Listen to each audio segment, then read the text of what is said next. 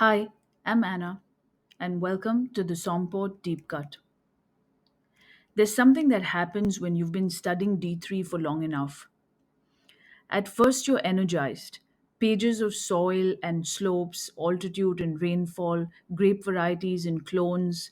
And then, somewhere deep into your prep, you hit that moment where you quietly wonder, does any of this actually matter? Does anyone outside the exam hall ever think this deeply about a vineyard? I felt that.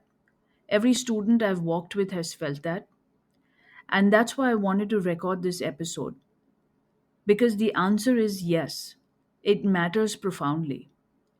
D3 is not a catalog of facts, it's something much larger, a language for reading the world of wine.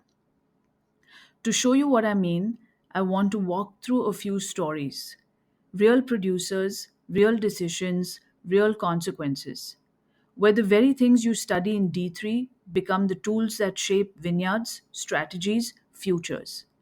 Not theory, reality. Let's start with the story of Centennial Mountain. On paper, the idea sounds unlikely. Nebbiolo, that famously stubborn, slow ripening variety of Barolo, planted in the Santa Cruz Mountains. California and Nebbiolo aren't exactly written in the stars together. And yet, someone tried and failed because the site they chose didn't ripen the grapes in time. That's not an anecdote, that's a D3 lesson in action. Altitude, diurnal range, slope exposure, ripening needs. Centennial Mountain's team didn't give up. They studied weather station data from Barolo. They studied Mount Etna. They learned from Sicilian agronomics about Albarello training. They compared soils, clay and schist, not volcanic but close enough in water retention to matter. They interrogated diurnal swings, sunlight angles, maritime influence, and heat accumulation. Every single piece of that work is D3 theory made real. This is what D3 trains you to do. Not memorize, but interpret a sight. Not reason, not recite, but reason.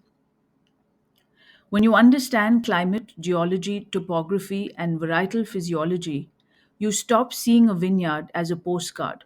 You see it as a system. And suddenly, planting Nebbiolo in California isn't a gamble. It's a hypothesis you can evaluate with skill. Now let's travel somewhere older, somewhere where tradition is so rooted that it can feel timeless. But Burgundy is anything but timeless right now. Climate change has shifted everything. Warmer winters, earlier bud burst, increased frost risk.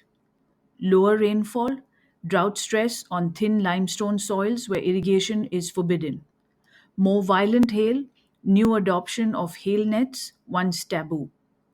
If you've ever sat with a Burgundy producer during a frost season, you understand exactly why D3 matters.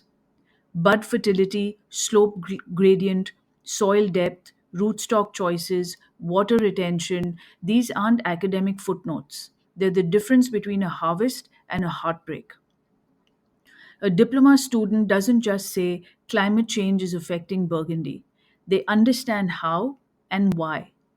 That's D3, not memorization, comprehension. And then there's Alpha Estate, a name every D3 student learns from the Greece chapter. They recently acquired land on Santorini.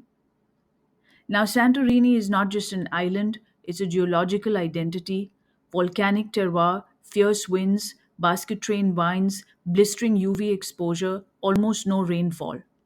Why would a producer rooted in cool climate Amidion make this move? Because they understand terroir not as a constraint but as a strategic palette. Santorini adds a new dimension to their brand: volcanic expression, PDO prestige, climate resilience, diversification.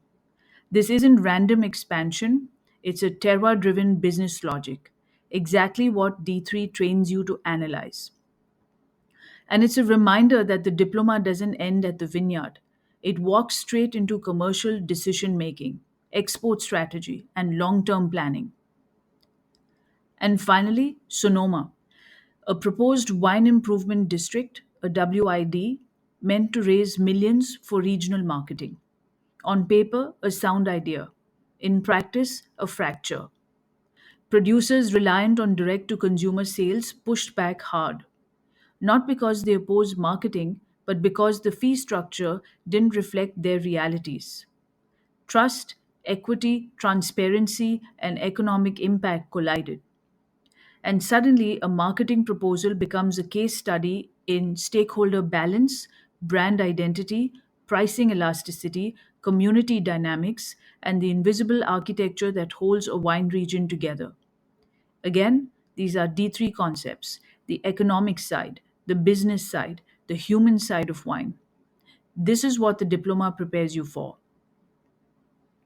When you study D3 long enough, it stops being a syllabus and becomes a lens. Altitude and slope aren't just testable facts, they explain why Nebbiolo failed in one California vineyard and thrived in another.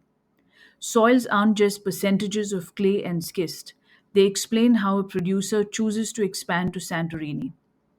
Climate isn't just cool, moderate, warm. It explains why Burgundy's future is being rewritten. Business models aren't abstract diagrams. They explain why Sonoma's WID proposal shook a community. D3 matters because it sharpens your ability to read the wine world with clarity. It gives you a way to understand decisions, to anticipate challenges, to decode narratives. It turns you into someone who sees what others overlook. And that is what makes all this studying, all this structure, all this discipline more than exam prep. It becomes a way of thinking, a way of seeing, a way of being in the wine world with depth and integrity. So if you're deep in D3 right now, overwhelmed by rainfall charts or soil diagrams or yield limits, breathe. This knowledge is not for the exam alone, it's for the world you're stepping into.